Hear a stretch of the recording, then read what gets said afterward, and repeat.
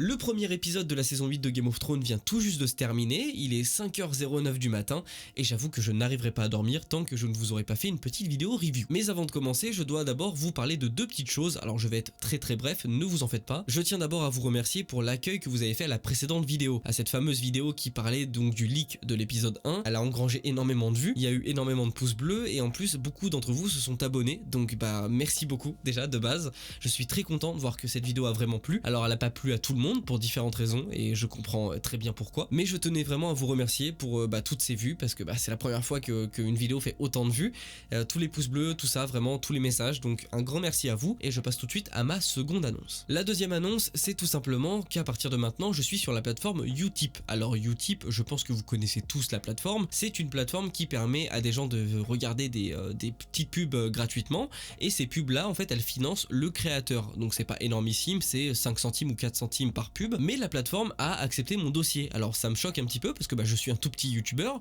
mais voilà, le dossier est passé et écoutez, moi je vous mets ça dans la description et puis si vous êtes motivé, si le cœur vous en dit et si le contenu surtout vous plaît, eh bien vous pouvez toujours aller regarder une ou deux petites pubs gratuites, histoire que moi ça me fasse une petite rémunération. Je m'attends pas à des sommes astronomiques, pas du tout, mais si en plus d'un autre côté il y a un facteur d'argent, un facteur monétaire, c'est vrai que ça rajoute encore plus de motivation, on va pas se mentir, hein, je vais être totalement transparent avec vous.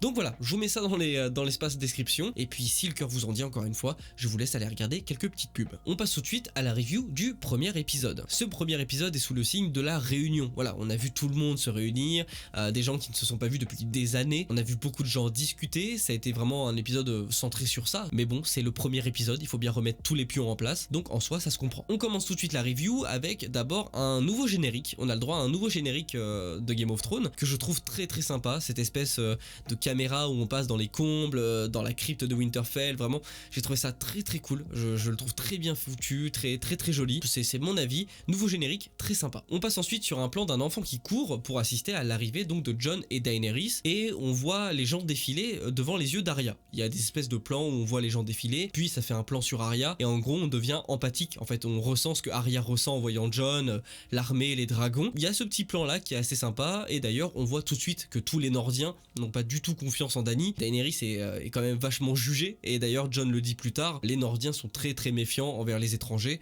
et ça se voit direct. Autre chose que l'on voit directement, c'est que Bran n'aime pas perdre de temps. Bran, dès l'arrivée de Daenerys et Jon, il regarde Daenerys et lui dit que le roi de la nuit lui a pris un de ses dragons, qu'ils ont pété le mur avec, qu'il a pété le mur avec, pardon, qu'en gros ils sont en chemin.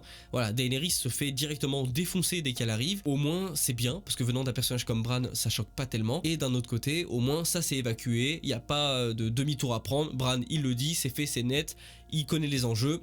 Voilà, j'ai trouvé ça très bien fait. On a le droit ensuite à la fameuse réunion avec tout le monde et on a le droit aussi à Lyanna Mormont qui fait un discours à Jon en disant encore une fois que Jon est le roi, pas Daenerys, etc. Jon quant à lui du coup répond avec les arguments qu'on connaît déjà, il veut défendre le Nord à tout prix, il a pas demandé à être roi et il pense sincèrement que Daenerys peut être une bonne reine et de toute façon ils ont besoin d'elle pour vaincre l'armée des morts. Tyrion quant à lui décide de prendre la parole pour défendre aussi Jon mais a le malheur de dire que Cersei va envoyer des troupes et à partir de là c'est la débâcle totale. Tyrion passe pour un abruti littéralement, surtout à nos yeux parce que nous on sait très bien que Cersei ne va pas envoyer de troupes, on s'en doute. Tyrion on le pensait limite un petit peu plus intelligent, j'avoue que j'étais un petit peu déçu à ce niveau là. On a ensuite le droit à la première retrouvaille entre Sansa et Tyrion d'ailleurs qui redit à Sansa que sa sœur est bel et bien enceinte, qu'elle a une raison de se battre et Sansa ne semble pas du tout d'accord et d'ailleurs le laisse sur une phrase terrible où Sansa dit clairement à Tyrion qu'elle pensait que Tyrion était l'homme le plus intelligent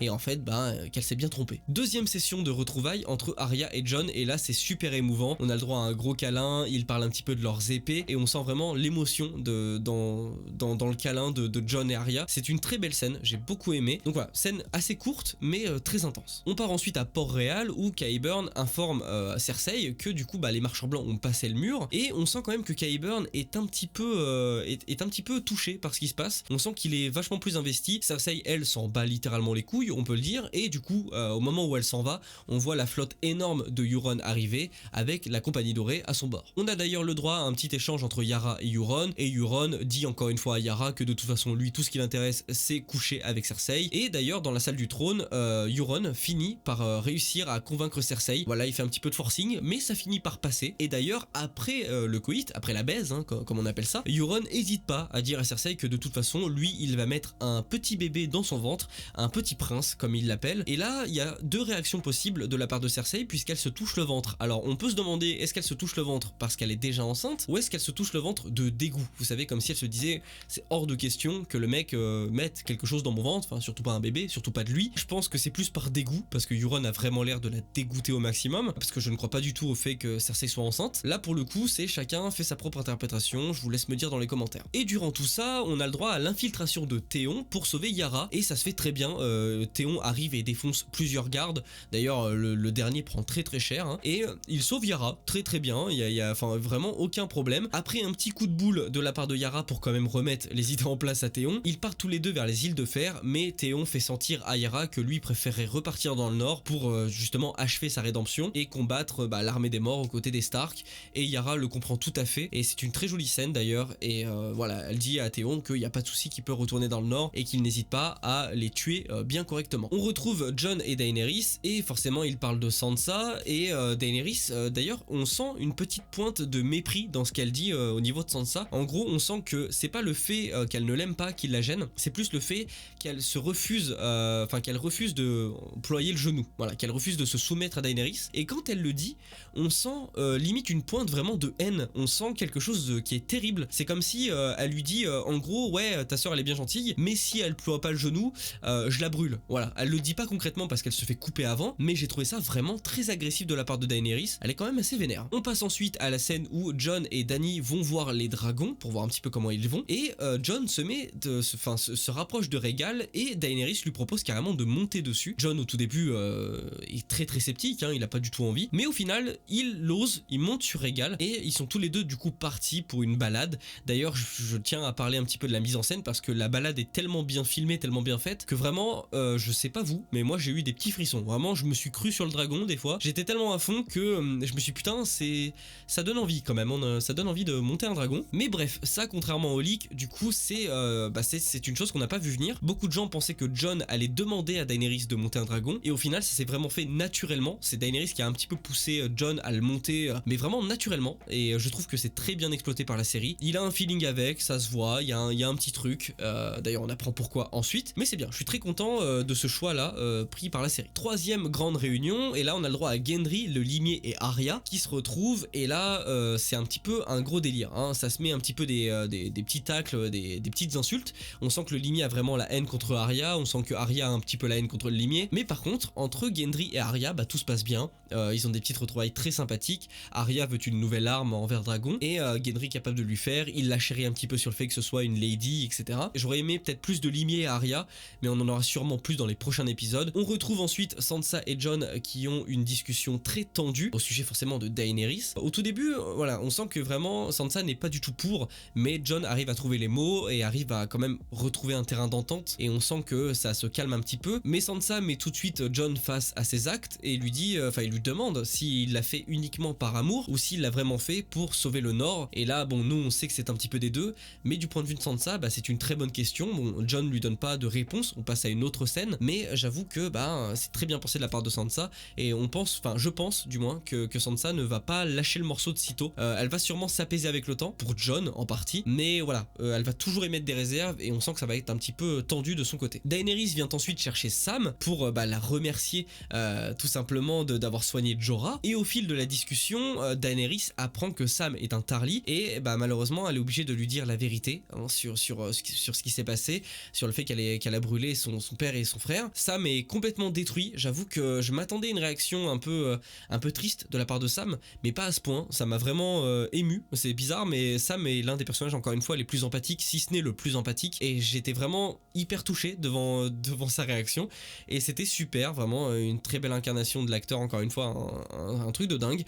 Donc bref, voilà, c'est Sam, on sent qu'il est dans un très très sale état et pas le temps pour lui de se reposer car dès qu'il sort pour du coup prendre un peu l'air, il croise Bran, lui demande ce qu'il fait là et Bran lui dit qu'il est temps. Il est temps de dire la vérité à Jon et donc Sam se met en chemin directement pour la crypte, arrive un petit peu chamboulé, on sent qu'il a vraiment du mal et qu'il a un petit peu la rage envers Daenerys, mais c'est ce qui le pousse, du coup c'est ce qui lui donne la force de dire clairement à Jon ce qu'il est, qui il est, et donc il est Aegon Targaryen. Il lui dit ses véritables origines, il lui dit clairement que c'est lui qui devrait monter sur le trône. C'est là que je trouve que la série a fait un truc de dingue. J'ai adoré cette scène. On sent que Jon est clairement tiraillé entre plein de choses. On sent que Jon, non seulement parce que c'est lui l'héritier, mais en plus parce que du coup il se rend compte que c'est un petit peu une relation incestueuse qu'il a quand même avec Daenerys, mais aussi il se demande s'il doit le dire ou pas le dire. Vraiment, cette scène est tellement bien tournée que j'ai vraiment eu l'impression d'avoir quelqu'un de complètement perdu et non pas juste quelqu'un qui s'est dit non moi je vais pas le dire, je le garde pour moi,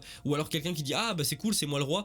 En gros, on sent vraiment que Jon est dans un état où il est complètement perdu et c'est dingue. Je trouve ça vraiment ouf parce que on en vient à hésiter et même moi maintenant j'arrive pas à me projeter, à me dire clairement Jon va dire à Daenerys non c'est moi, ou va carrément le cacher. Je sais pas, c'est ça qui est fort dans Game of Thrones, c'est que tout peut arriver et je trouve ça formidable. On arrive donc à la dernière scène de ce premier épisode où on voit Beric et Tormund, donc voilà, encore une fois ils sont vivants, ça maintenant tout le monde le sait depuis les bandes annonces, et ils retrouvent Ed, le dernier commandant de la garde de nuit si je dis pas de bêtises, et ils se retrouvent face à un message du roi de la nuit qui est passé par là. En gros on voit un enfant, donc je crois que c'est l'enfant Humble, je sais plus comment on le prononce exactement en français, mais en gros ce gamin ils l'ont cloué au mur avec des espèces de membres sur les côtés, ça fait une sorte de spirale comme d'habitude, les spirales du roi de la nuit, sachant qu'il y a quand même un petit screamer au moment où le garçon se met à crier, on le voit avec ses yeux se réveiller, mais je m'attendais pas au cri personnellement, et voilà, en gros ils lui mettent le feu. C'est une scène qui est quand même assez rude, enfin quand je dis rude, voilà, ça choque pas non plus, on n'est pas en train d'être complètement choqué devant l'écran, mais voilà, les voir mettre le feu à un enfant et l'entendre crier et tout, c'est toujours quand même un petit truc assez costaud. Et c'est vrai que je trouve que c'est là où on voit que la série va vraiment jusqu'au bout des choses, quoi. C'est le roi de la nuit, il s'en bat les couilles, il a pas de pitié. Et donc après cette scène avec le petit message du roi de la nuit comme on aime bien, on retourne à Winterfell et là on voit l'arrivée de Jaime. Carrément, Jaime est arrivé à Winterfell et lorsqu'il se retourne, il voit Bran sur sa chaise et l'épisode se clôture là-dessus. Une scène énormissime, vraiment cette scène de fin est incroyable. Il y a plein de scénarios, je me demande vraiment ce qu'ils vont se dire. C'est juste incroyable, j'ai plein de théories qui partent dans ma tête et je trouve ça tellement bien que l'épisode se clôture là-dessus. Je ne m'attendais pas à voir Jaime arriver à Winterfell en fin d'épisode et au final, bonne surprise, le mec est là, à voir un peu ce que ça va donner avec Tyrion, avec tout ça. Est-ce que lui il a prévu de ramener une armée, est-ce qu'il est déjà passé quelque part récupérer une armée, sachant que du coup on a aussi des nouvelles de Bronn, son fameux acolyte. Je place ça vite fait en fin d'épisode. En gros, Bronn maintenant est chargé de tuer Tyrion et Jaime. Cersei lui a clairement dit, Qyburn a transmis le message de Cersei comme quoi Cersei, elle, ferait tout son possible, lui donnerait son château et sa femme et tout ça. Donc il a accepté, on voit bien qu'il accepte à la fin, mais est-ce qu'il va vraiment accepter jusqu'à la fin? C'est un petit peu Voilà, la surprise, on sait pas trop. Mais bon voilà, ce qui conclut du coup cette première review de ce premier épisode de la saison 8 de Game of Thrones. J'espère que cette vidéo vous a plu, j'ai essayé vraiment de faire un truc assez cool, assez concis. Après c'est très dur de vouloir résumer des épisodes de Game of Thrones en 10 minutes, souvent ça dure un petit peu plus longtemps. Mais j'espère que le montage avec les petits effets, petites transitions et tout ça, j'arriverai à faire quelque chose de cool à écouter et à voir. Sur ce, comme d'habitude, on n'hésite pas à s'abonner, on met un pouce bleu, on partage. N'hésitez pas à aller sur Utip, comme je vous l'ai dit au tout début de la vidéo. Et puis moi, je vous dis à très bientôt pour une très grosse vidéo, pour la fameuse vidéo sur The Flash que je dois faire depuis des mois. À mon avis, elle fera pas beaucoup de vues, mais bon, c'est comme ça. Écoutez, c'était Sam, et on se donne rendez-vous très vite pour une prochaine vidéo.